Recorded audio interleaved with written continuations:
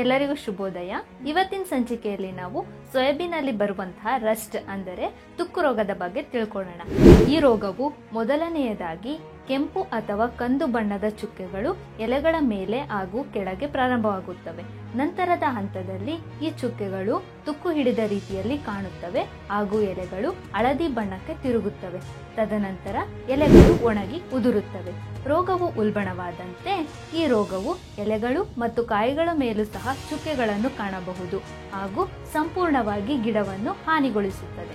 ಹಾಗಾದ್ರೆ ನಾವು ಈ ರೋಗವನ್ನು ಹೇಗೆ ತಡೆಗಟ್ಟಬಹುದು ಅಂತ ನೋಡೋದಾದ್ರೆ, ಇಂಡೋಫಿಲ್ M45 2 ರಿಂದ 2.5 ಗ್ರಾಂ 1 ಲೀಟರ್ ನೀರಿನಲ್ಲಿ ಬೆರೆಸಿ ಬಳಸಬಹುದು, ಅಥವಾ ಅಮಿಸ್ಟಾರ್ 1 ml 1 ಲೀಟರ್ ನೀರಿನಲ್ಲಿ, ಅಥವಾ ಒಪೆರಾ 1.5 ml 1 ಲೀಟರ್ ನೀರಿನಲ್ಲಿ.